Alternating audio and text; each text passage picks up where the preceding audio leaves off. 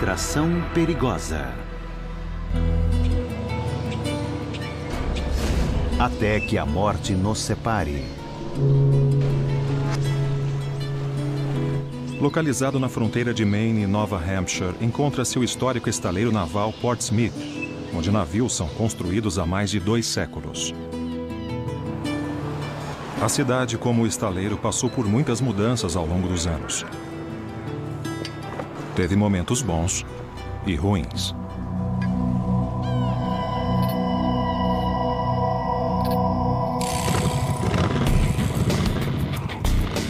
Verão de 1981. Deborah Esmerella, recém-saída do ensino médio, aproveita a vida e pensa no futuro. Os pais de Deborah eram da Marinha. Sua mãe se casou de novo.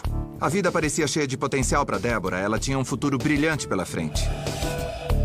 Acho que ela não tinha um futuro em mente. Ela queria deixar a vida seguir seu curso. Stephen Brown, ex-oficial que trabalhava como guarda no estaleiro, entra em sua vida. Alguém aí quer dar uma voltinha? A Deborah gostava do estilo bad boy. Quando ela bateu os olhos em Stephen, ela viu um cavaleiro de armadura. Quer saber? Eu adoro motos. Ele tinha moto, tatuagens, cara de mal. Qual o seu nome? Deborah. Ela disse que se apaixonou à primeira vista e achava que ele era a melhor coisa do mundo. É um prazer te conhecer, Steve. Ela sentiu que ele era o homem com quem ela queria passar o resto da vida. Os dois logo se tornam inseparáveis. Em poucos meses, eles vão para Corpus Christi, no Texas, morar com a mãe de Deborah. Mas o padrasto dela começa a desconfiar do novo namorado. O Steven não saiu da Marinha. Ele foi expulso. O padrasto da Deborah começou a investigar por conta própria e descobriu que Brown era muito problemático. Isso é mentira. Steven! Expulso da escola, ele entrou para a Marinha com 18 anos e foi logo designado para a infantaria, mas acabou expulso por briga. Uma avaliação psicológica aponta que, estressado, ele pode apresentar comportamento agressivo e bizarro. Ele andava com um ar arrogante, com uma certa ousadia. Se alguma coisa despertasse qualquer insegurança em relação à sua masculinidade, ele ficava agressivo, ficava nervoso e agia de forma física para destruir a ameaça. Qual o problema? A gente pode sair daqui? É claro que pode. Deborah se recusa a acreditar que seu namorado tem um lado sombrio. Ela não queria ouvir. Distúrbio de caráter e comportamento. Coisa de criança. Ele é instável, Deborah. Não quis ouvir os pais.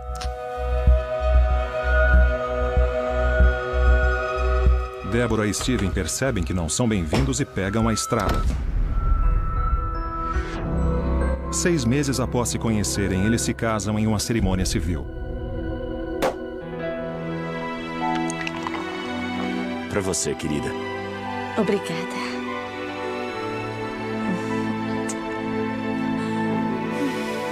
Para Deborah e Steven, a celebração é dupla. Porque em 5 meses, a família vai começar a crescer. Mas a lua de mel acaba logo. Oi, querido. Tudo bem? Como foi no trabalho? O que é isso? Já tá quase pronto. Tinham acabado de se casar. Ela estava grávida e, de repente, do nada, ele começou a agir como um psicopata. Você sabe a hora que eu volto do trabalho todos os dias. Você é idiota, hein? Não! Por que não tá pronto? Você sabe a hora que eu volto do trabalho. Por quê? Por quê, hein? Ele era muito controlador. Tudo tinha que seguir uma rotina. Por que o jantar não tá pronto? Por que não está? Por que meu jantar não tá pronto, hein? Era desse jeito. Ou era como ele queria ou não era. A mesma hora, todos os dias! Depois que ele e a Deborah se casaram, ele passou a ter, na cabeça dele, total controle sobre ela. Ela era dele. Quando ele era pressionado, não importava por quem ou como, acabava descontando em quem era mais próximo. Tá gostoso, Debbie, hein? Tá gostoso pra você? Você gostou da carne, hein? Tá gostosa, hein? Vai, engole, vai. O que você achou, Debbie? O que você achou do gosto da carne, hein? Tá gostoso? Aproveita, Debbie. Olha aqui, pra você, a entrada.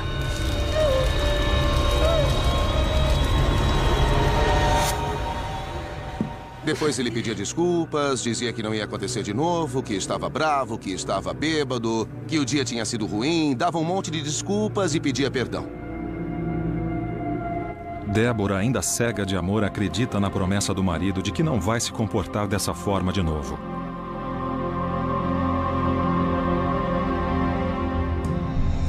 Mas após o nascimento do filho Steven Jr., as brigas ficam piores.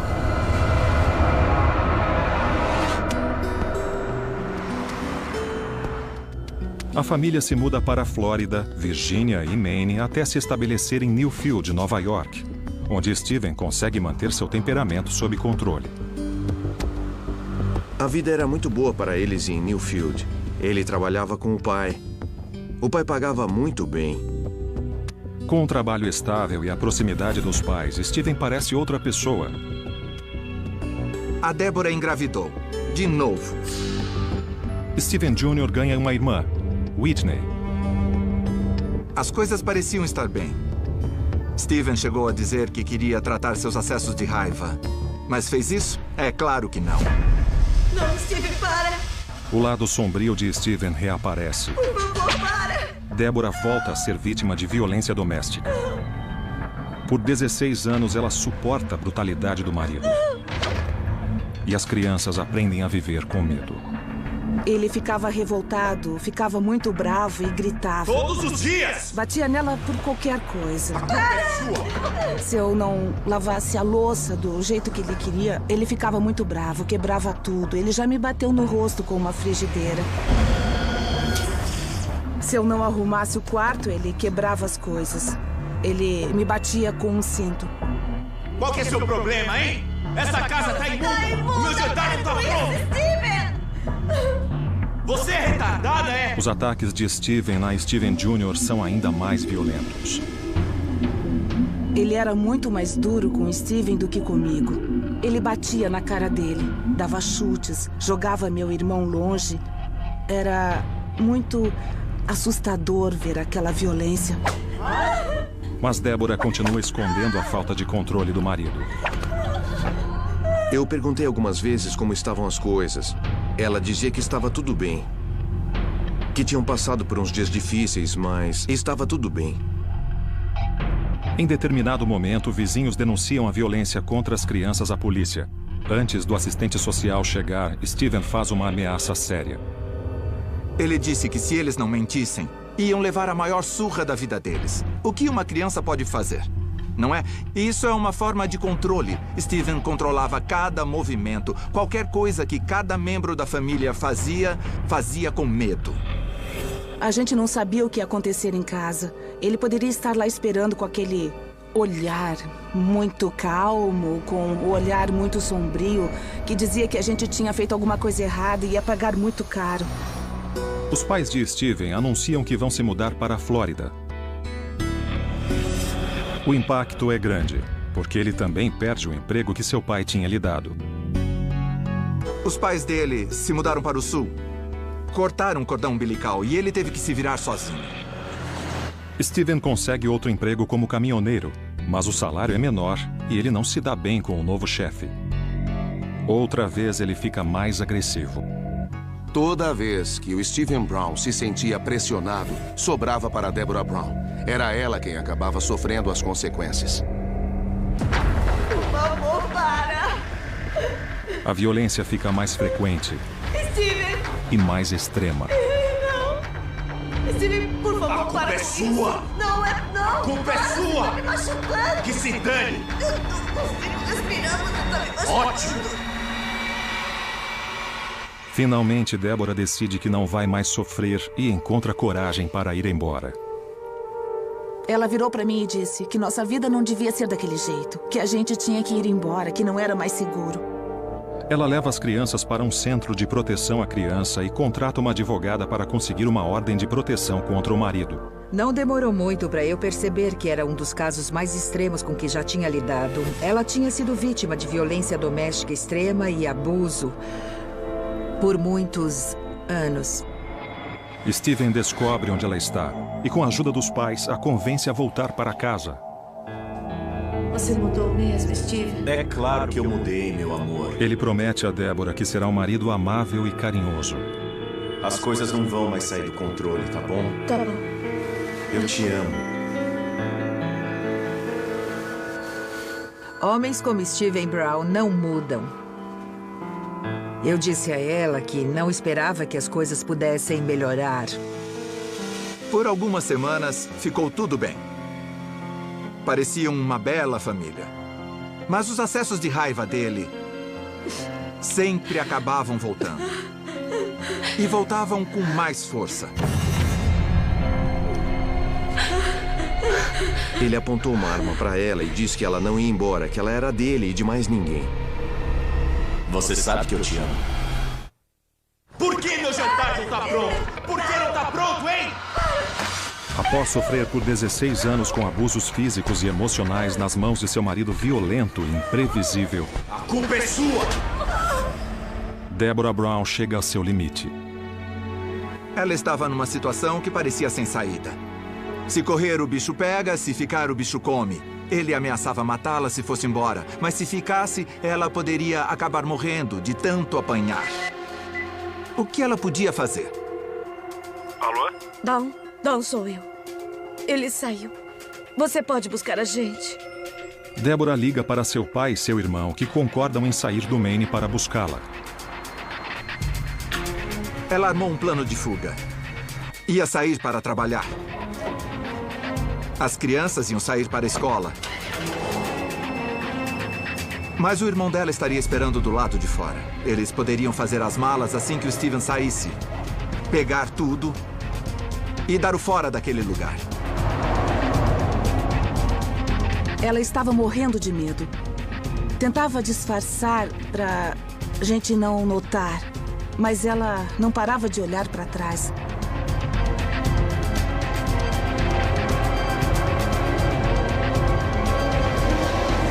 O irmão de Deborah, Don, a convida para ficar temporariamente em sua casa em Lebanon, Maine.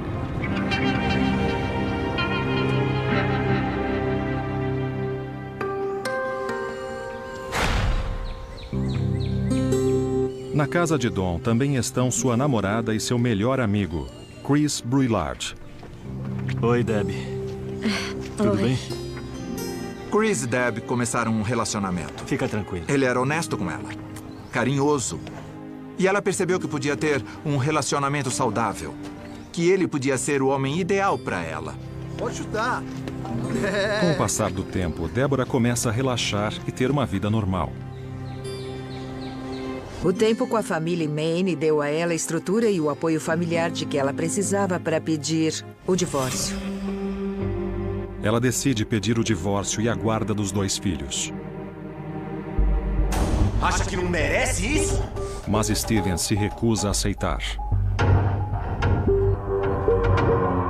Ele ligava todos os dias, pedindo para conversar com a minha irmã, para ela voltar para casa. Eu só dizia que ela é quem tinha que decidir. Deborah e as crianças voltam para Nova York para a disputa da guarda. Ninguém está feliz por encontrar Steven no tribunal. Eu fiquei com medo porque eu não queria voltar a morar com ele. Eu estava com muito medo dele conseguir convencer as pessoas a fazerem o que ele queria. Steven nega as acusações de abuso de Deborah e diz ao juiz que ela é mentalmente instável.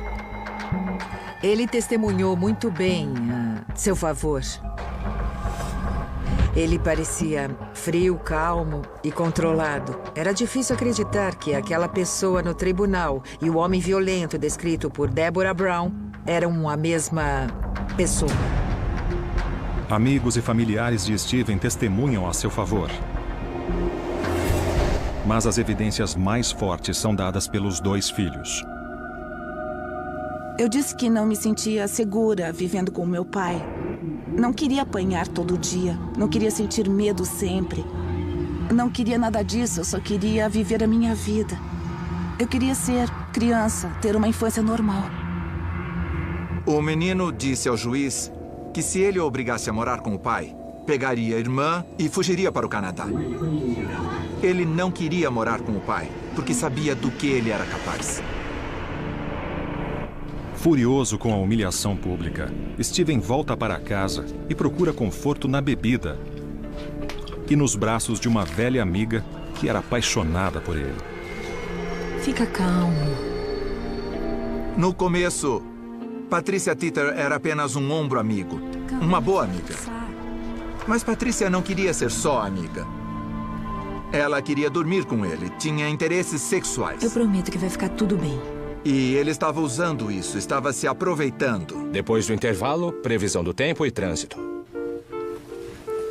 Oi. Patricia Teeter é uma mãe solteira que, ironicamente, tinha saído de um relacionamento violento. Ela trabalha numa estação de rádio local. Ela dizia que ele era maravilhoso, que ela ia para casa dele. Eu prometo que eu vou estar sempre aqui. Ele dizia o quanto sentia falta dos filhos. Ela fantasiava viver com ele, ser parte da vida dele. Steven Brown gosta de sua vulnerabilidade. Patricia tinha vítima escrito na testa. E Steven via isso de longe, porque ela já tinha sido casada com um cara que abusou física e emocionalmente dela por uma década. Steven sabia disso e, na mesma hora, concluiu que poderia assumir o controle. Ela era o par perfeito para Steven Brown naquele momento. Porque fazia com que ele se sentisse bem com ele mesmo. Ela o mimava. Apesar de não terem um relacionamento amoroso, ela agia como se tivessem. Deborah recebe a notícia de que ganhou a guarda dos filhos e uma pensão. Steven recebe a ordem de manter distância de Deborah e dos filhos. Que bom. A gente estava muito feliz, tudo era festa. Aquela fase da vida tinha ficado para trás, a gente estava seguindo em frente. Mas Steven Brown não pretende se afastar da família e quer vingança. Ele ficou com o orgulho ferido e só encontrou um único jeito de se vingar, com violência. Após perder a guarda dos filhos em uma batalha judicial, Steven Brown decide ir a Maine para capturar a esposa. Ele mente para a admiradora Patricia Teeter e a convence de que a viagem não passa de uma forma de lazer. E que o rifle e a espingarda são para caçar coelhos. Essa foi a recompensa que Brown deu a ela por ser uma amiga próxima, boa, de confiança, um ombro amigo. Para Patricia, por outro lado, a viagem era uma chance de aproximação. Steven traçou e gravou um plano secreto sinistro, que Pat só vai descobrir quando ele for concluído.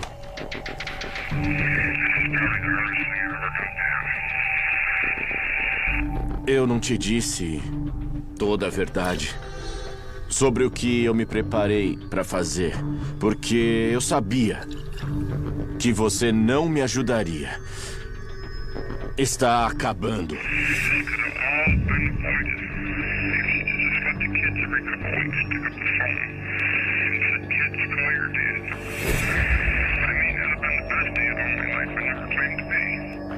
O que ficou claro na fita de suicídio é que Steven Brown tinha chegado a um ponto em que se sentia vítima da situação.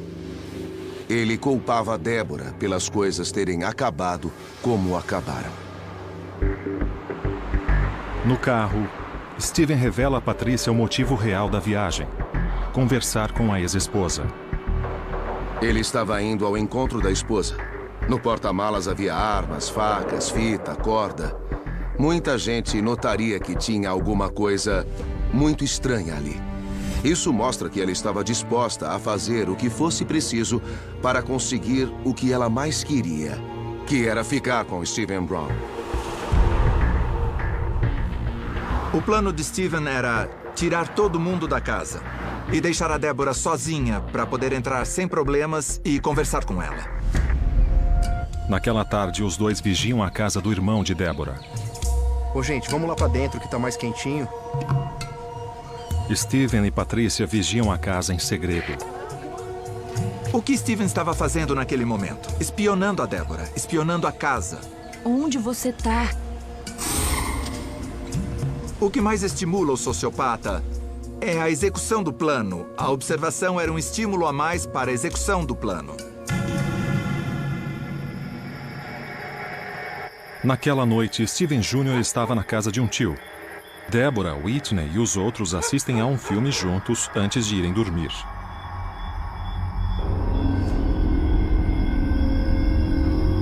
Era quase meia-noite. Todo mundo ficou se perguntando: quem estaria batendo na porta àquela hora? Pode nos ajudar? O nosso carro quebrou. Meu tio Wood saiu para ajudar. Posso, claro. Ele sabia tudo de carros, estava sempre tentando ajudar as pessoas. Esse é o carro. Eu não sei o que está errado com ele. Tente dar partida. Vamos dar uma olhada. Patricia Titter vira as costas para a violência. No fim, ela escolheu negar a realidade e acreditar numa fantasia. O cara vai apanhar, mas vai ficar bem. E eu e Steven Brown vamos ser felizes para sempre. A raiva tomou conta de Steven, porque, na verdade, pensando bem, ele poderia ter arrastado Wood para a floresta, o amarrado a uma árvore e depois ter ido falar com a Deborah. Mas o que ele fez? Ele matou Wood.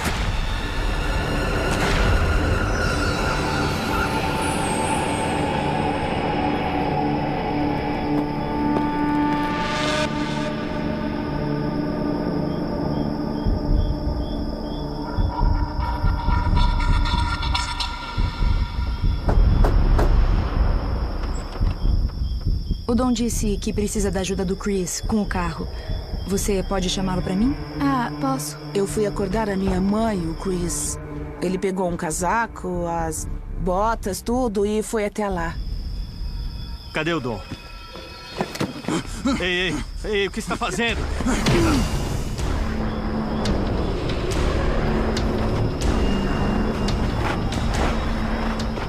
Sem dúvida alguma, havia diferenças entre os ferimentos de Donnie Wood e Chris Bruyllard. Chris Bruyllard estava com a ex-mulher dele. Tinha um relacionamento amoroso com ela. As facadas são um claro indicativo da raiva que ele sentia de Chris Bruyllard.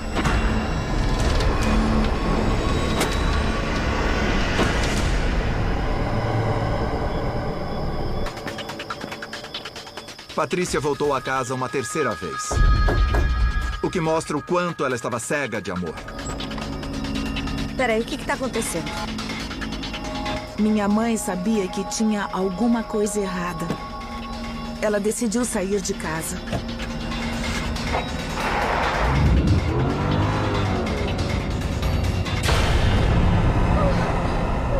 Quando viu o rosto dele, ela percebeu, no mesmo momento, que alguma coisa ruim, alguma coisa maligna estava acontecendo.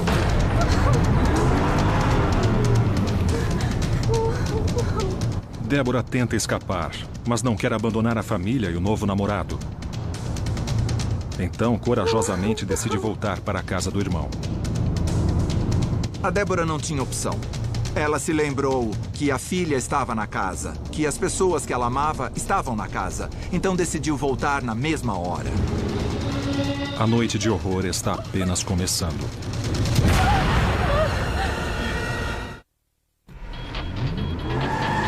Apesar de temer por sua vida, Deborah Brown dirige de volta até a casa do irmão para salvar a filha Whitney da loucura de seu ex-marido e da cúmplice apaixonada Patricia Titter.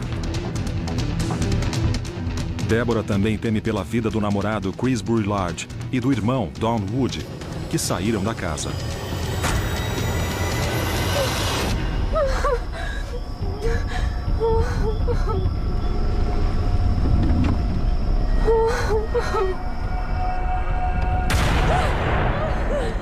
Steven, não! Não! Whitney, chama a polícia! Ela começou a gritar. Ele está aqui, e eu soube que era o meu pai na hora. Ela começou a gritar e a buzinar feito louca. Entrei em pânico. Não sabia o que fazer. Whitney, chama a polícia! A Deborah estava muito assustada. Ela sabia o quanto ele era violento. Oi, Deborah. Ela viu o olhar do Steven e percebeu que a coisa era séria daquela vez. Vai, entra. Deb pergunta por seu irmão e por seu namorado Chris. O Steven disse que eles estavam bem, não era para se preocupar, que eles estavam amarrados atrás da garagem. Deborah não sabia se acreditava nele ou não, mas que escolha tinha naquele momento? Eu me senti muito sozinha. Não sabia o que fazer. Foi quando percebi que aquilo era real. Estava acontecendo. Tinha que fazer alguma coisa. A namorada de Donald Wood pede ajuda à polícia. Please, sir, please. Yes, ma'am. Take a deep breath. Get down, please.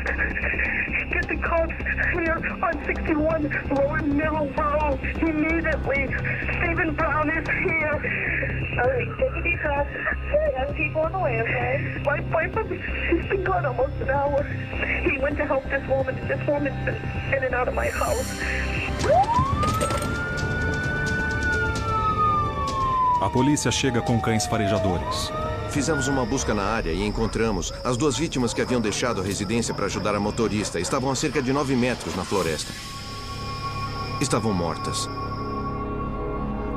Os corpos são formalmente identificados como Don Wood e Chris Brouillard. Em um estacionamento próximo, a polícia encontra o carro de Deborah abandonado. Uma das janelas da caminhonete havia sido quebrada, tinha vidro dentro do veículo e ninguém por perto. Naquele momento, soubemos que havia mais um veículo envolvido e concluímos que Deb e Stephen Brown tinham entrado em outro carro e abandonado aquela área. Os assassinos e a refém entram no automóvel de Patrícia e seguem em direção a Nova York.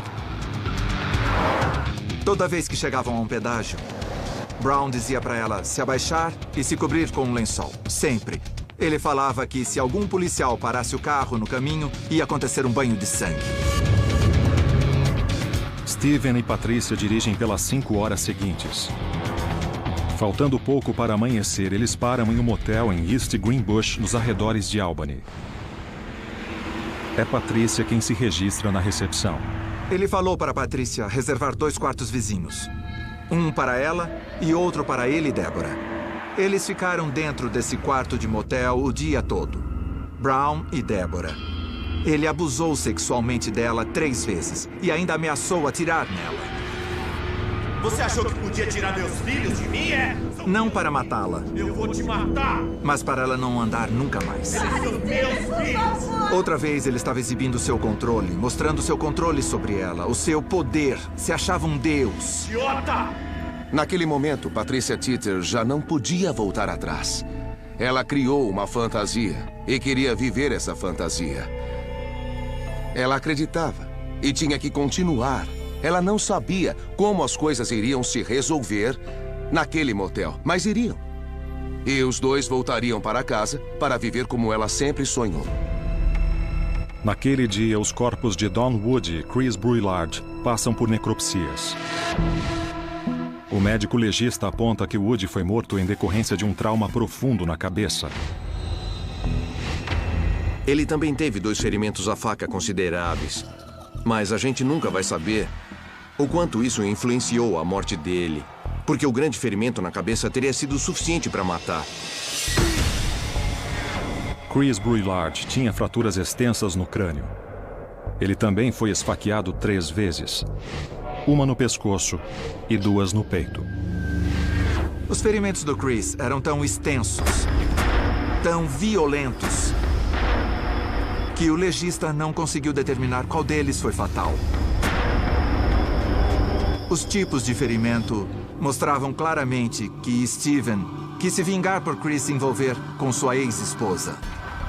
New York and Maine State Police are searching for Newfield, New York residents Stephen Brown and Patricia Teeter. They're wanted for questioning in a double homicide in Lebanon, Maine. 17 horas após abandonar a cena do crime, Patrícia Teeter descobre por um amigo que a polícia está à procura deles. O amigo ligou para ela e disse: 2 pessoas morreram e a polícia está à procura do seu namorado. Onde você está? O que é que está acontecendo? O amigo entra em contato com a polícia e diz que Patrícia deixou escapar a localização dos assassinos. Tá bom, tá bem. Ela estava em um hotel, de onde dava para ver a cidade de Albany. Era consenso geral que Debbie Brown estava viva e ainda tínhamos tempo. A polícia imediatamente lança um alerta de busca ao carro de Patrícia.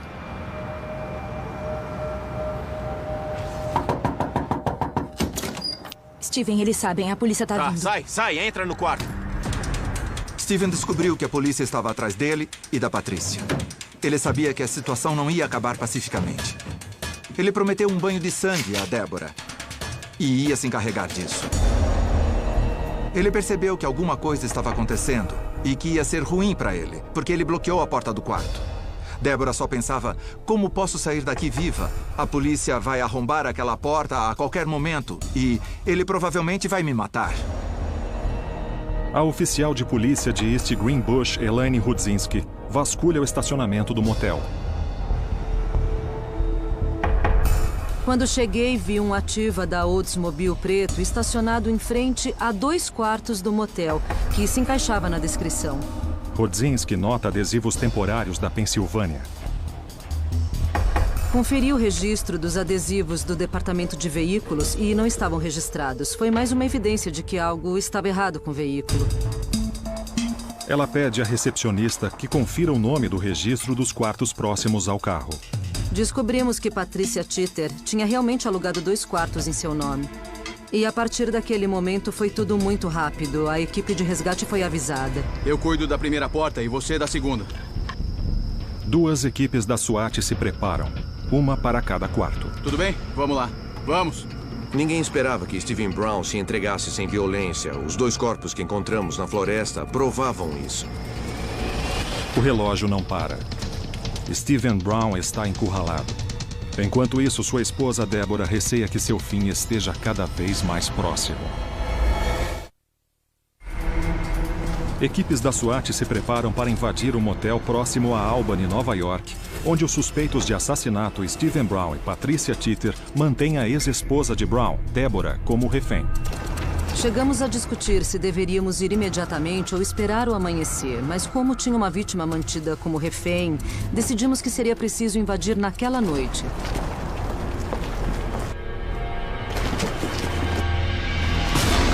Pro chão! Vamos pro chão! Eles entraram simultaneamente e todos ficaram sob custódia, até que fosse possível determinar quem ali era o suspeito e quem era a vítima. A intervenção foi um sucesso. Steven Brown e Patrícia Teeter ficaram sob custódia e Deborah foi para casa em segurança. Hoje, 12 anos depois, Deborah fala para as câmeras pela primeira vez. Naquele tempo que fiquei presa, eu não achei que voltaria para casa. A não ser em um saco preto, achei que a minha vida ia terminar. Deborah ainda sofre um último choque. Eu perguntei onde estavam Chris e Woody e eles disseram que precisavam me contar uma coisa. Eles estão atrás da garagem, não os encontraram e disseram que estavam mortos. Eu me lembro de olhar para eles em silêncio. Eu estava em estado de choque. Foi a última ofensa de um casamento repleto de abusos. Deborah pega um avião de volta para Maine e para seus filhos.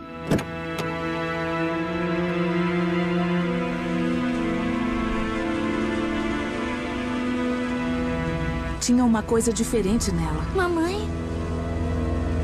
Eu não tenho como descrever.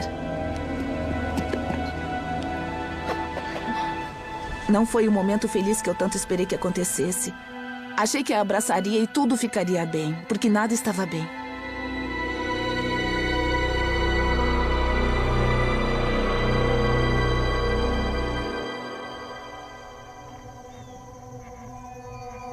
Deborah ainda é assombrada por aquela noite longa, horrível e assustadora.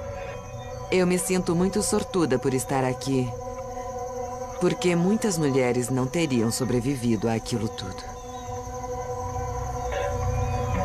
Lembrando-se de seu primeiro encontro, ela se pergunta como as coisas podem ter dado tão errado. Quando o conheci, ele era charmoso, carinhoso, amável, me dava apoio, tudo que eu sempre quis em um homem. Era bom ficar com ele. E no fim, ele foi meu pior pesadelo. Ele era um monstro do inferno. Era possuído pelo demônio. Eu nunca vou me esquecer do que ele me fez passar. A culpa é sua! Ele sempre dizia que ia destruir minha família inteira. E eu nunca acreditei nele até aquela noite quando o vi na floresta. Foi quando eu percebi que ele estava falando sério. Eu fiquei petrificada. Estava tremendo. Senti o corpo todo tremendo no banco daquele carro. Minha vida passou pelos meus olhos. Achei que estava morta. Eu não sabia o que ia acontecer com meus filhos. Eu nunca achei que ia conseguir sair daquele quarto de motel. Ele dizia que eu ia ficar em uma cadeira de rodas pelo resto da vida, porque ia tirar vezes suficientes para eu nunca mais voltar a andar. Eu me senti sozinha. Achei que ninguém me ajudaria. Que a ajuda não estava a caminho.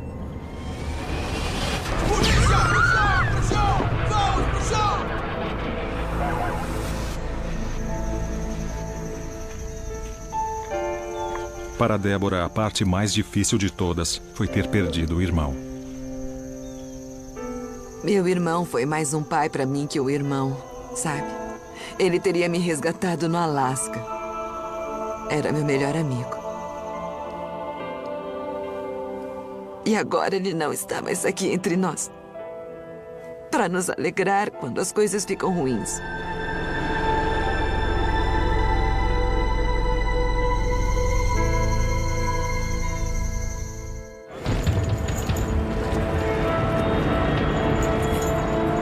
Stephen Brown e Patricia Teeter deram depoimentos à polícia assumindo o envolvimento com o crime.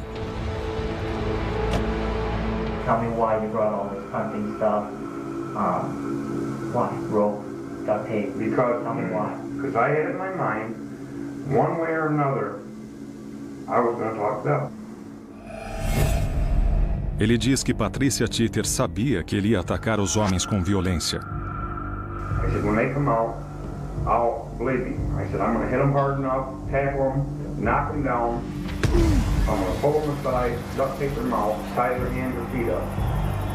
And I said, eventually when I get a couple of them out there, I'll feel a lot more secure and there won't be as many people in the house.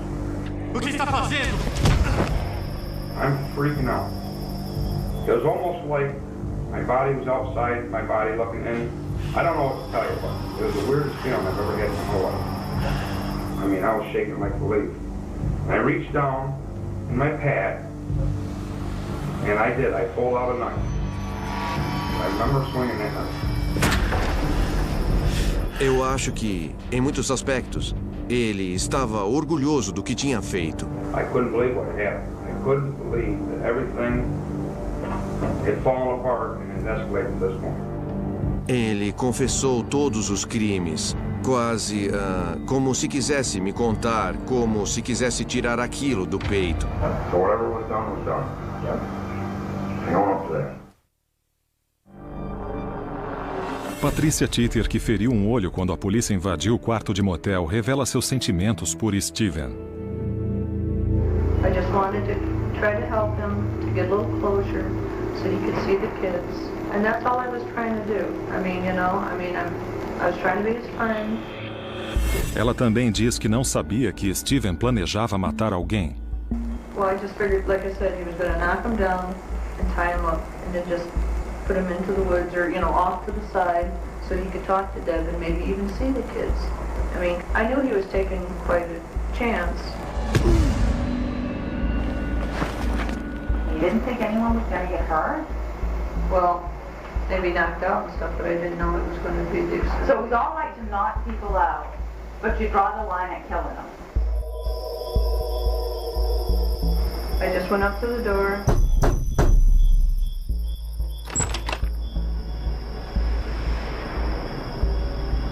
And then Steve came out and hit him on the head. No, after he banged that first man over the head, how could you go back up to that house and bring that other man out, knowing that he was going to get it? You killed him by not doing anything. You knew he was going to get that second man, didn't you? But I didn't know he was going to kill him.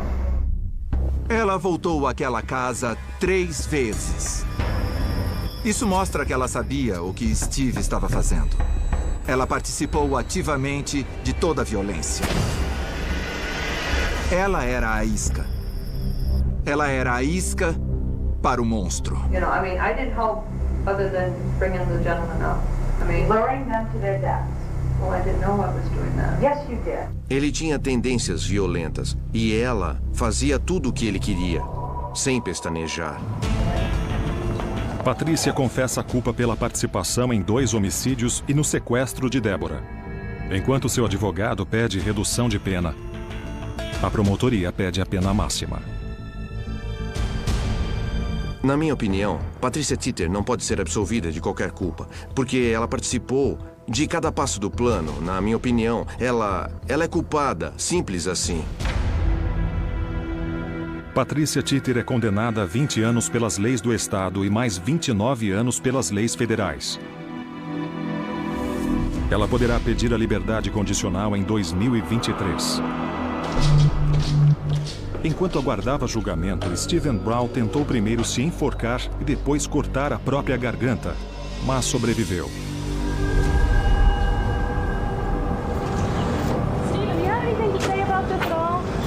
Em 5 de agosto de 1999, ele confessa a culpa no tribunal de Maine por 2 homicídios dolosos e é sentenciado à prisão perpétua.